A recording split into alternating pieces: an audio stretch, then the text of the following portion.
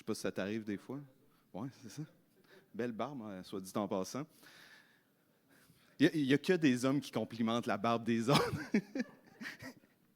Donc aujourd'hui, comment augmenter la productivité d'une chaîne de production de 40% grâce à l'IA? C'est-tu gros 40%? C'est insane. Moi, je capotais. Quand on a vu ces résultats-là, je suis quand même tombé en bas de ma chaise. Fait que... je l'ouvre, le clicker. C'était ça, là. Super. Donc, je me présente, Hugo Lemieux-Fournier, me présentant un peu. On a dit que j'étais coordonnateur. C'était vrai, je suis rendu lead d'adoption IA. Je ne sais pas si vous avez remarqué, l'avancement de l'IA est assez impressionnant, fait que ça demande un rôle à temps plein juste pour essayer de suivre ça et aider les gens à justement adopter l'IA. Comment vous trouvez la photo? Pas pire? Belle barbe, hein? Pensez-vous que c'est une vraie photo? C'est de l'IA. J'ai mis des photos. Oh. C'est quand même malade de pouvoir créer des photos de soi-même comme on veut. Donc, je travaille pour Vuban. Je ne sais pas si vous connaissez Vuban. C'est une entreprise de développement sur mesure, autant en intelligence artificielle qu'en software. Donc, on fait des solutions complètes. Quand je suis rentré chez Vuban, on était 16. On est rendu pas loin de 200, ou plus ou moins 200. Puis, moi, je suis rentré chez Vuban en tant que développeur. Mon idée au départ, c'est d'aller étudier en programmation en me disant, on m'a toujours dit, des développeurs, il va y avoir de la job là-dedans pour toujours. C'est sûr que tu as une job garantie si tu t'en vas en développement. Puis la première journée que j'ai travaillé en développement, il y a quelqu'un qui travaille en intelligence artificielle qui me dit, oui, mais un jour, l'IA va coder à ta place. Fait que j'ai fait comme, je vais aller continuer d'étudier. Fait que je suis allé étudier un peu l'IA. Puis j'ai parti le département d'intelligence artificielle chez Vuban. Donc j'ai été un des premiers ou le premier chez Vuban, puis on a augmenté l'équipe jusqu'à pas loin de 25 personnes. Fait que pourquoi on a besoin d'intelligence artificielle?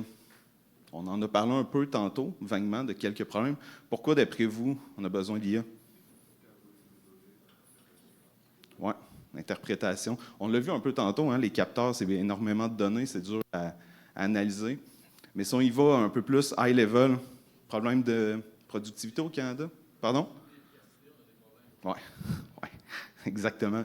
Je ne sais pas si vous saviez, on en avait déjà parlé, là, mais le Canada, c'est un des pires pays de l'OCDE en termes de productivité, puis on le ressent. On le remarque. Je ne sais pas si vous l'avez remarqué sur le plancher. Je pense que même depuis 2020, j'ai remarqué que c'était pire qu'avant.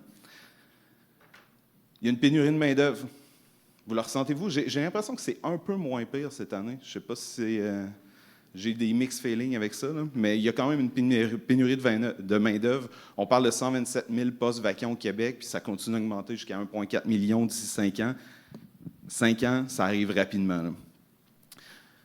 Imaginez que vous avez une pénurie de main-d'œuvre, puis que vous devez trouver des gens qui viennent trier des patates sur un convoyeur de même. C'est pas si évident que ça.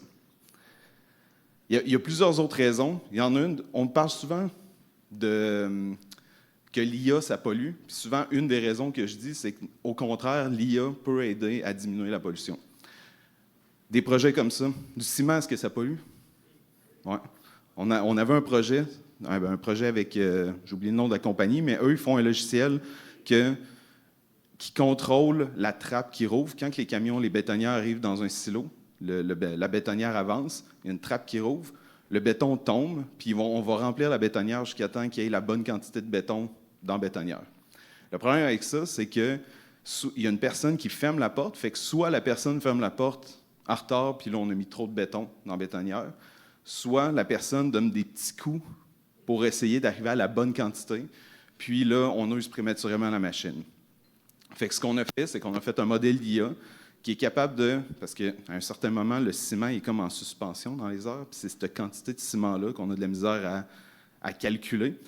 Fait qu'on a fait un modèle d'IA qui est capable de vraiment prendre en compte la quantité de ciment qui est en suspension, puis venir fermer la trappe exactement au bon moment pour ne pas gaspiller de ciment. Puis juste en faisant ça, après un an, c'est comme 26 millions de kilogrammes de CO2 qui a été sauvé, qui est à peu près l'équivalent en termes de kilogrammes de ciment, là, ce qui est absolument capoté.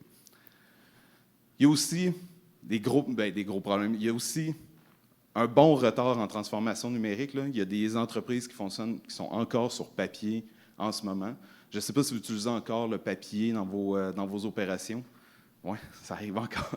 Exact. Fait que des fois, on est sur papier, donc on doit faire toute la transformation numérique, partir, OK, on va numériser le papier pour être capable de se rendre jusqu'à l'IA. Fait que je vous parle d'intelligence artificielle. Ça veut dire quoi pour vous, l'intelligence artificielle? Skynet. C'est bon, ça. ChatGPT. Copilot. Qui utilise ChatGPT Copilot ici? Pas mal tout le monde. Qui ne l'utilise pas? Pourquoi? Des vieilles valeurs. Accroche-toi. Trouvez-vous que ça avance vite, l'intelligence artificielle? Avez-vous l'impression que vous êtes complètement dépassé? Moi, je me sens complètement dépassé. Je suis ça absolument tous les jours. C'est tellement dur à suivre en ce moment là, parce qu'il y a énormément de technologie qui sort. Ça va hyper vite. Une des jokes que je fais à l'interne, c'est je parle d'un nouvel outil qui est sorti, puis quelqu'un dans mon équipe ne connaît pas ça. Je fais comme, c'est sorti ce midi, commande. Fait que même si vous trouvez que ça va vite, là, j'ai un laser là-dessus, là, le petit bonhomme qui est là, on est là à peu près. En termes d'avancement, là, ça vient vraiment prendre une courbe qui est absolument exponentielle, le développement des modèles, surtout des modèles de langage, comme ChatGPT que je parlais. L'intelligence cognitive des modèles double à tous les 6 mois, ce qui est absolument malade, là. C'est 5 fois plus que la loi de Moore. Je ne sais pas si vous connaissez la loi de Moore, qui est la loi selon laquelle la puissance informatique double à tous les 1 an et demi, 2 ans à peu près, puis c'est vrai depuis 40-50 ans. C'est 5 fois ça, le développement des modèles d'IA. Je vais écouter une petite vidéo, de voir jusqu'où on va pouvoir se rendre.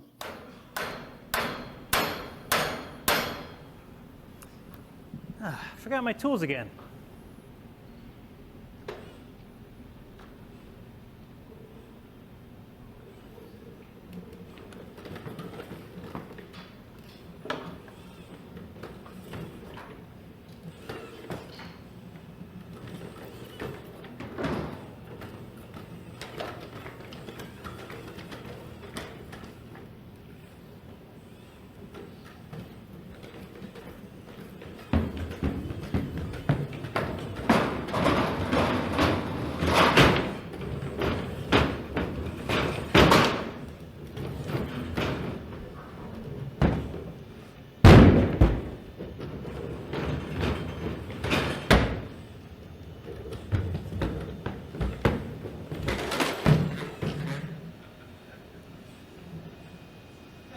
Such a show-off. C'est quand même malade, là. Je ne sais pas si vous avez vu, il y a aussi des robots qui ont été développés par Tesla, puis il y a une couple de compagnies. Là. Pour vrai, j'ai déjà vendu à ma blonde, je veux un robot, là, puis vrai que je vais vider le lave-vaisselle. Mes enfants sont encore trop jeunes pour vider le lave-vaisselle, là, fait que sérieusement, tondre le gazon. Imaginez les robots dans votre cour qui tondent le gazon pendant que vous faites rien. Mais quand on parle d'intelligence artificielle, souvent ce qu'on pense, comme je disais, c'est ChatGPT. Puis ça, c'est quand même vraiment malade, le développement des modèles de langage, parce que on est capable, oui, de jaser avec, mais ça va hyper loin. Pour ceux qui l'ont poussé un peu, on est capable de coder avec les modèles de langage. Je vous dis, j'étais programmeur.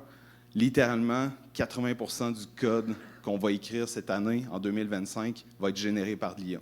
Donc, on augmente notre productivité à des niveaux qui sont absolument incroyables. Ça va être la même chose avec ces modèles-là. On est capable de créer des images. On est capable de créer des vidéos, des films. On est capable de pousser ça vraiment loin. Je vous ai montré tantôt des photos qu'on peut créer. Allô? OK. Des photos de même, là, ça pogne vraiment sur Tinder. Je dis ça de même. Là. Tu fais juste la mettre, tu dis rien. Fait qu'on parle beaucoup d'IA générative. C'est ce qui a popularisé vraiment beaucoup l'IA dans les 2 dernières années. Je pourrais vous parler d'IA générative pendant absolument des heures. Je vais peut-être y revenir un peu à la fin parce que c'est quand même des outils que vous pouvez utiliser dès maintenant. On parlait de Copilot. Faites-vous des PDF des fois? Faites-vous des recherches dans des PDF des fois? Avez-vous des instructions? Comment vous faites pour trouver l'information dans les PDF?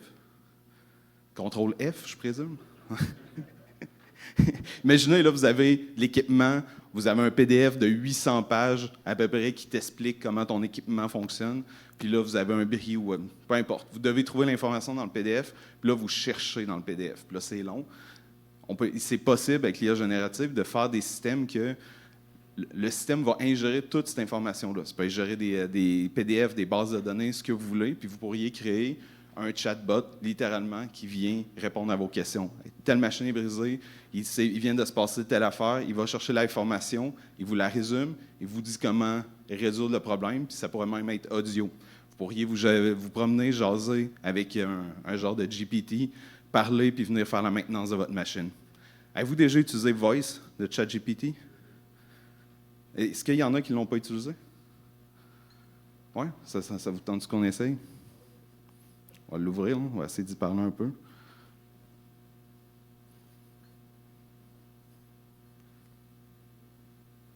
Yo! Salut Hugo, qu'est-ce que tu veux explorer aujourd'hui? Peux-tu me donner une recette de poutine? Bien sûr, pour une poutine classique, tu as besoin de 3... Attends un petit peu. Prends un accent québécois, s'il te plaît. Pas de problème, je m'y mets. Tu as besoin de 3 affaires. Des frites bien croustillantes,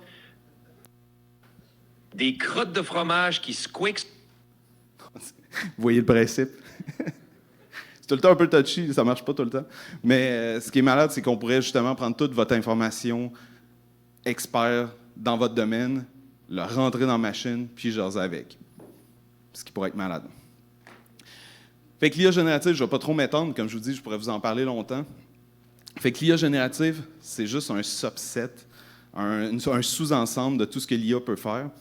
Moi, je vais remonter de 2 niveaux. Il y a le deep learning, machine learning, puis je vais remonter au machine learning pour l'instant, puis je vais vous parler de ça. Fait que l'IA peut faire beaucoup de choses. Créer, catégoriser, prédire, regrouper, suggérer, optimiser. Je vais y revenir un peu plus en détail, mais ce que je veux vous parler en premier, c'est la prédiction, parce qu'on parle de maintenance.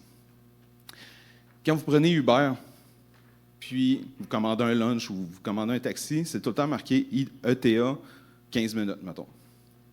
Parce que Uber a fait des modèles d'IA qui prend absolument énormément de données, puis qui est capable de prédire, OK, ton lunch va arriver dans 15 minutes, disons. Fait que ce qui est intéressant avec ça, c'est qu'on est capable de partir du même principe pour faire de la maintenance prédictive. Tantôt, on a vu, ce que vous devez savoir, il y a plusieurs façons de faire pour faire de la maintenance. On peut faire de la maintenance réactive, genre ton camion est pété, puis tu le répares, puis pendant ce temps-là, tu ne fais rien. Tu peux faire de la maintenance préventive. Ça veut dire que tu entretiens ton camion avant qu'il pète, mais peut-être qu'il aurait étoffé encore un bout. Ou tu peux faire de la maintenance prédictive, c'est-à-dire qu'on prend de l'IA, on fait des modèles, puis je te dis, lundi prochain, il y a beaucoup de chances que ton camion pète, fait que le vendredi d'après, tu devrais aller faire un entretien sur telle partie de ton véhicule.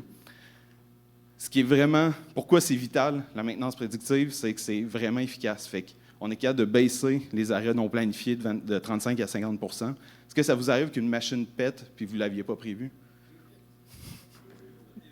Je me doutais de la réponse. Mais, puis, est-ce que vous êtes content que ça arrive? Non? OK. Ça dépend. OK, le lunch gratuit, on va prendre une pause, on va jouer, on va sur TikTok.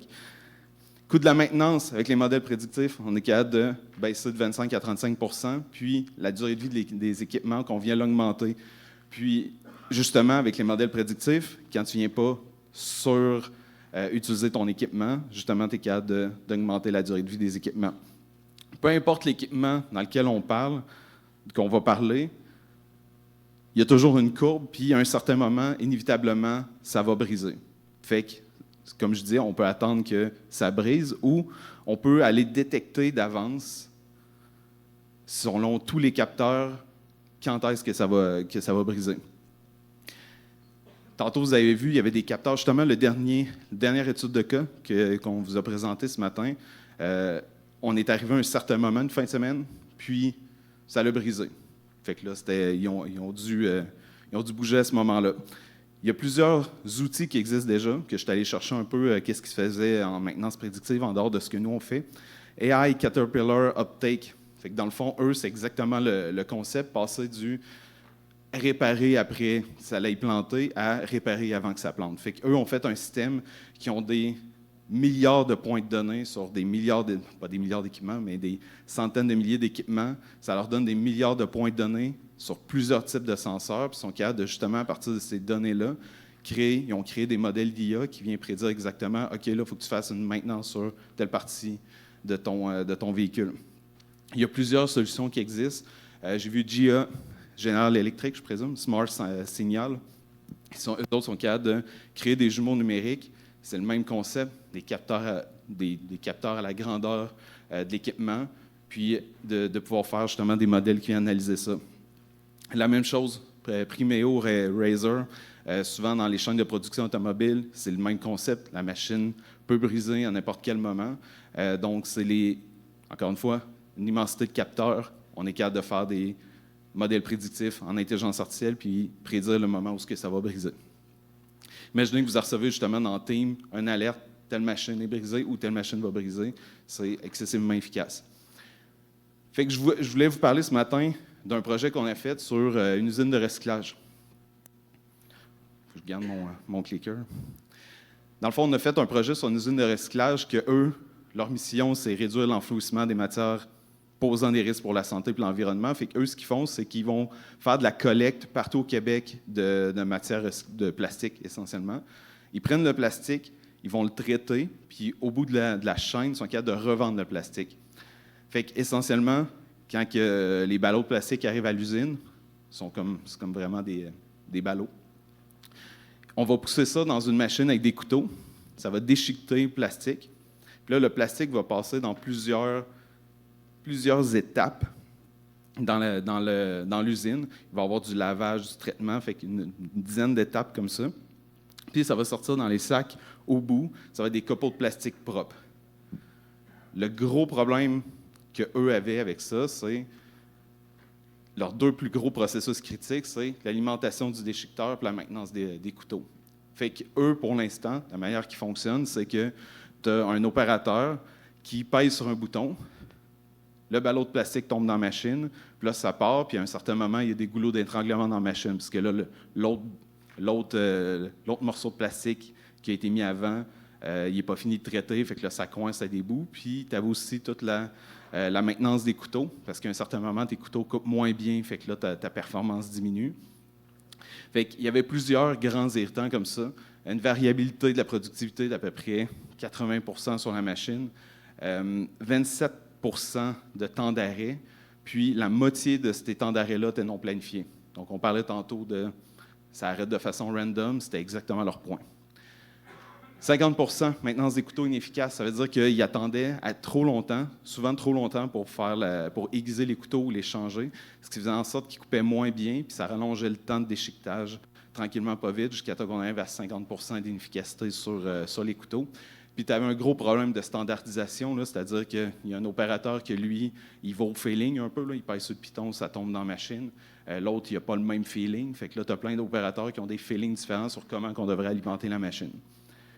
Fait que dans le fond, ce qu'on a fait, les solutions implantées, c'est qu'on est allé se connecter sur leur paille, on a parlé de paille tantôt, sur leur système, on est allé chercher l'information de l'ensemble de leurs capteurs, on a ajouté aussi des capteurs, puis en ayant toute cette information-là, tous les signaux, on a réussi à faire nos AI ont fait une phase d'analyse pour comprendre qu'est-ce qui se passait, puis ils ont réussi à faire des modèles d'IA, ils ont entraîné avec toutes les données qu'il y avait, ce qui faisait en sorte qu'il n'y avait plus aucun goulot d'étranglement dans la chaîne. Fait que ce qu'on a fait, on a bâti un écran au premier, ça faisait juste dire, ça alertait le contrôleur, l'opérateur, puis ça lui disait, OK, là, c'est le moment de mettre un ballot de plastique. Fait que ça disait, OK, mets un ballot, pèse sur le bouton, puis ça allait là-dedans.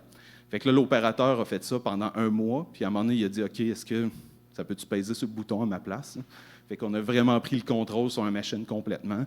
Puis, dans le fond, la machine, automatiquement, a mis les ballots de plastique.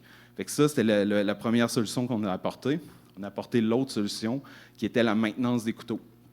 C'est-à-dire qu'avec le même principe, on est capable de faire des modèles d'IA, puis on a prédit exactement quand est-ce faire la maintenance des couteaux. Fait qu'on disait, au lieu d'attendre que ça ne coupe plus, au lieu de faire la maintenance d'avance, on disait, ben, tu devrais faire ta maintenance tel jour, parce que sinon, là, ta productivité va diminuer. Fait qu'avec tout ça, Nous, on s'attendait à peu près entre 5 et 10 d'augmentation de la productivité. Puis, quand on a commencé à l'utiliser, c'était ça. Mais rapidement, quand on a pris le contrôle de la boucle au complet, j'ai parlé avant Noël, un peu avant Noël, j'avais reparlé avec le VP, puis il était rendu à 40 d'augmentation de la productivité. Là. Ce qui est vraiment vrai. Je vous l'ai dit d'entrée de jeu, là, ce qui est énorme comme augmentation de la productivité. Ils ont pu rajouter une autre machine. Les contrôleurs sont juste allés faire d'autres choses dans l'usine. On parlait de pénurie de main-d'œuvre tantôt. On a pu réutiliser justement les contrôleurs pour faire d'autres choses. Puis, diminution totale des arrêts non planifiés. Ça, c'est un exemple de maintenance prédictive. Je vais vous en passer d'autres qu'on a faites un peu plus rapidement. Robco, dans le fond, qui ont comme des espèces de pompes à eau. Puis à un certain moment, il y a des cils dans ces pompes-là, puis l'eau peut avoir des fuites d'eau. Fait qu'on est venu faire des modèles de maintenance, justement. Quand on veut, mettons qu'on se dit, on veut diminuer la température de l'eau qui passe dans la pompe, quand vous tournez le robinet, la température ne va pas se changer instantanément. Là. Fait que c'est la même chose pour ces systèmes-là. On est capable de faire des systèmes qu'on change la température de tel niveau. On est capable de prédire dans une demi-heure, ça va être quoi la température qu'il va avoir. Ça, parmi plein d'autres choses, qui nous a permis de préserver plus longtemps les garnitures, puis de faire en sorte qu'il y ait moins de gaspillage d'eau, parce qu'on règle le problème de fuite d'eau en avance. Un autre projet qu'on a fait, CSL, ça c'est vraiment malade, là, parce que c'est tous les bateaux qui partent d'Europe, qui s'en viennent dans la vallée du Saint-Laurent, puis qui vont se faire décharger là. Fait que souvent, les conducteurs de bateaux, eux autres, ils ont deux modes, c'est soit je m'arrête, soit je suis dans le piton le plus vite possible. Puis là, quand ils arrivent au port, mais des fois, c'est comme, ben là, il faut que tu attendes là pendant 4 heures parce qu'on n'a pas fini de décharger l'autre. Fait que lui, ce qu'il a fait, c'est qu'il a conduit vraiment vite son bateau pour arriver d'avance puis attendre. Fait que là, notre but, notre objectif, c'était de dire aux chauffeurs de bateau la vitesse auquel ils devraient rouler pour arriver exactement au bon moment au port. Puis ça, en calculant justement la force des vents, des vagues, puis tout ça. Puis pourquoi je vous parle de ça, c'est on a parlé beaucoup de capteurs tantôt, puis on est capable de faire des analyses de toutes ces données-là. Puis, vous voyez, c'est des signaux, là, c'est pas très... On regarde des signaux, ça veut rien dire. Hein, mais quand on prend des capteurs, si on prend des milliers de capteurs, c'est ce qu'on a fait avec eux. Un des AI scientists chez Vuban, il m'arrive, il me dit « Hey Hugo, je viens juste en analysant les données, en faisant quelques manipulations. » Il me dit « Hugo, je pense que j'ai trouvé le moyen qui sauve 500 000 de gaz maintenant sans qu'on fasse rien. » Puis là, je dis « Comment ça? » Puis il dit « Ben là, je ne sais pas encore. » Il est allé parler au client, puis il dit « Pourquoi, il y a 6 mois, vos bateaux ont commencé à consommer plus d'essence? » Puis là, une des personnes en maintenance a juste dit « Ah, c'est parce qu'on a ajusté les pales du bateau. On pensait que ça allait prendre moins de gaz, puis finalement, ça en prenait 2 fois plus. » Fait qu'en analysant les données, c'est le genre d'insight qu'on est capable d'avoir pour venir sauver du gaz, dans ce cas-ci. Ça va? Ça va jusqu'à maintenant? L'IA, ça fait plein de choses. Je vous en ai parlé. Il me reste 18 minutes, je ne vais pas trop m'étendre sur tout. On peut créer, c'est vraiment la phase l'IA générative que je parlais tantôt. Il y a plein d'autres projets qu'on peut faire, catégoriser, regrouper, suggérer, optimiser. Je t'invite un peu. Quand on veut catégoriser, il y en a-tu qui vont sur Pinterest? Ça doit être moins populaire ici un peu. Hein? Oui, quelques-uns. Le principe reste le même. Là. C'est, quand on va sur Pinterest, si vous regardez des photos de camions sur Pinterest, hein, c'est qu'on est capable d'automatiquement dire, sont automatiquement tagués, est-ce que c'est un Caterpillar jaune ou un bleu? Je n'ai jamais vu de bleu, là, mais c'est des modèles d'IA qui vont venir faire ça automatiquement. Fait que dans ce cas-ci, c'est si tu veux savoir si c'est un chien ou un muffin, ou une mop ou un chien mop. Je ne sais pas si ça a un nom, des chiens mop. Là. Fait que ça se fait automatiquement. Fait que c'est vraiment des modèles de reconnaissance d'image. Puis ce qui est vraiment fort avec ça, c'est qu'on est capable d'utiliser ça pour plein de choses. Ici, c'était juste un petit projet que j'utilise en exemple. Sur les pistes d'atterrissage, tu as des lumières. Les lumières sont allumées ou éteintes. Quand elles sont éteintes, ça veut dire qu'elles sont brûlées. Fait qu'on veut les changer. Fait qu'on a mis des caméras sur des drones. Puis les drones partent automatiquement, vont détecter si la lumière est ouverte ou fermée. Puis ils vont envoyer une alerte pour que la personne aille le changer. Fait qu'au lieu que la personne parte avec son pick-up, fasse le tour de la piste, mais là, on est capable de le faire automatiquement. Fait qu'imaginez ça, imaginez dans vos systèmes n'importe quoi que vous devez valider, que vous avez besoin de vos yeux. On peut prendre l'intelligence artificielle pour le faire automatiquement. Je viens de vous parler de Uber, qui était prêt à dire regrouper. Tu sais, quand vous allez vous allez des fois sur Spotify, vous écoutez de la musique. Mettons, vous écoutez, je sais pas, là, qui écoute du Slayer aussi? Je me disais que j'avais un bon public pour ça. Vous écoutez du Slayer, puis après ça, ils disent, ben, ceux qui aiment ça, peut-être qu'ils vont aimer. Non, je ne dirais pas Metallica. Qui vont aimer Black Sabbath, mettons. Fait que là, vu que vous faites partie d'un groupe de personnes qui aiment un style musical précis, ils vont vous proposer de la musique similaire à un autre groupe, similaire que les gens dans votre groupe écoutent. Fait que ça, c'est des modèles d'IA. Puis on est capable d'utiliser ça pour plein de projets. On avait fait un projet ici qui est vraiment intéressant, qui est, tu sais, des fois, vous avez des gros clients, vous avez des plus petits clients. Est-ce que ça vous arrive de dire oui à un petit client, puis là, il vient de prendre la place à un gros client que vous n'avez pas prévu qui appelle? Je le m'enseigne un peu. Fait qu'imaginez si vous étiez capable de prédire, OK, mon gros client, là, il y a 80 % de chances qu'il appelle pour avoir mes services dans le mois de mars. Puis là, il y a un petit client qui appelle. Fait que là, je vais dire au petit client, ouais, j'ai pas de place, mais en avril, je vais être correct pour te prendre. Fait que là, tu laisses la place au gros client. Fait que ça empêche, parce que là, sinon, tu te rends dans un scénario où est-ce que je dis non à mon gros client ou je rappelle mon plus petit client pour lui dire que j'ai plus de place finalement. Fait que ça venait de régler ce problème-là avec des modèles d'IA. La suggestion, je ne rentrerai pas trop dans les détails, on est capable de faire de la suggestion automatique. Tu sais, quand vous allez sur YouTube, des fois, ils vous proposent tout le temps un nouveau vidéo. Pareil sur Netflix, comme impossible de s'arrêter. On peut rester sur YouTube indéfiniment, mais des modèles d'IA viennent faire ça automatiquement. Puis finalement, je vais vous parler de l'optimisation. On peut avoir une chaîne complète optimisée. Je ne sais pas si vous trouvez ça malade que Amazon soit capable de livrer quoi que ce soit en 2 jours chez vous. Là. Le lendemain. Moi, j'habite en campagne, fait que ça prend 2 jours. Mais ce qui est vraiment hot avec Amazon, c'est que, imaginez, là, vous commandez quelque chose, ça doit partir de Chine, parce qu'eux, il faut qu'ils achètent leurs produits en Chine ou ailleurs, puis c'est pas à côté. Fait qu'il faut qu'ils prédisent que vous allez l'acheter pour qu'ils l'aient en stock, pour qu'ils puissent vous le vendre, puis vous l'emmener chez vous en une journée. Puis leurs modèles sont tellement performants que j'ai lu quelque part qu'ils sont capables de prédire que vous allez acheter de quoi avant que vous l'achetiez. Fait qu'il s'était dit comme projet pilote, on va vous le shipper chez vous avant que vous l'ayez acheté. Imagine, tu arrives chez vous, tu fais comme une Dyson. Puis là, ta blonde est bien contente, tu es comme... Fait que l'optimisation, ce qui est malade, là, c'est quand on fait de la production de quoi que ce soit, on veut pouvoir optimiser. Tu sais, des fois, là, je parlais de des grues tantôt, de transformation numérique. Eux autres, ils ont des chantiers. Fait qu'imaginez, tu as un chantier, tu as un grutier, tu as des grues, puis chaque grutier peut chauffer telle grue ou telle autre grue. Fait que là, on se ramassait dans une situation où, imaginez sur l'île de Montréal, tu avais une grue qui sortait de l'île puisqu'elle avait fini son chantier, puis un autre grue qui rentrait dans l'île au même moment, la même sorte. Fait que là, c'est une perte de temps épouvantable. Fait que ce qu'on est capable de faire dans ce temps-là, c'est des modèles qui vont venir faire toute la planification complète. Qui va travailler où, quand, avec quel objet. Puis on vient faire ce calcul-là. Puis souvent, ça, c'est un calcul qui est fait par des gens qui font de la planif, qui prennent des fichiers Excel puis essayent de placer les choses. Puis c'est jamais hyper efficace parce qu'il y a juste trop de paramètres à prendre en compte, mais on est capable d'utiliser justement des modèles d'IA puis des modèles mathématiques pour accélérer ça. Un autre exemple, c'était des cuisines. Je ne sais pas si vous avez déjà fait refaire votre cuisine. Là. C'est quoi la première question que vous posez? Après, combien ça coûte? Quand? Exactement.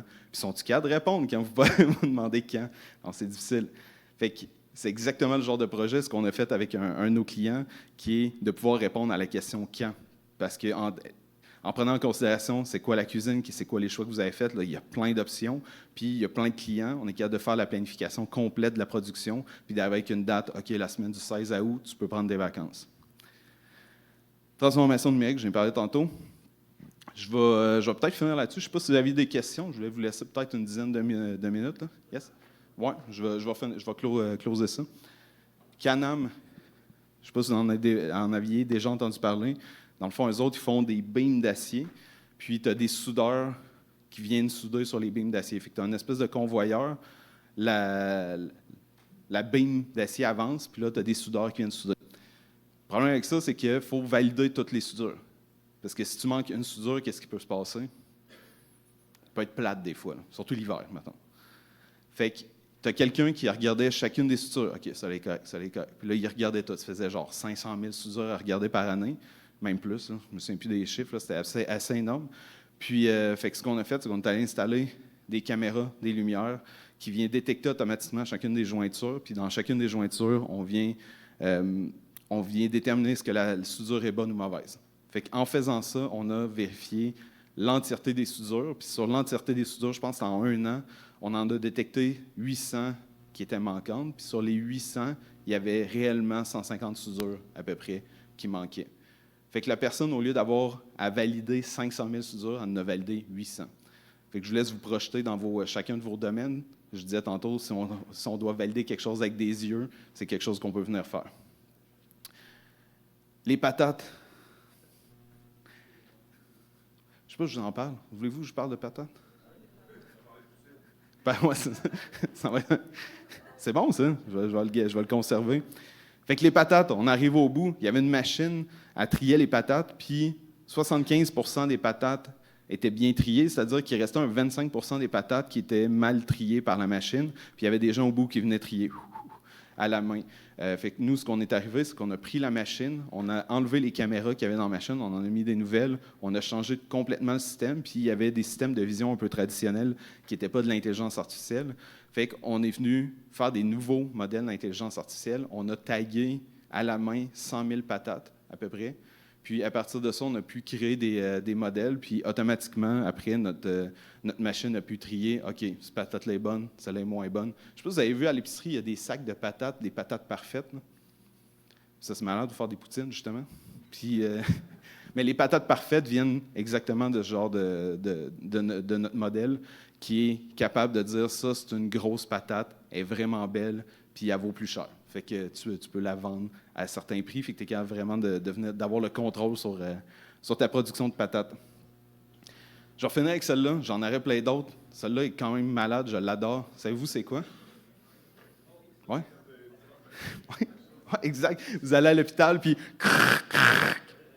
vous prenez la carte, ça donne un papier. Tantôt, vous parlez qu'il y avait des gens encore sur papier. Là.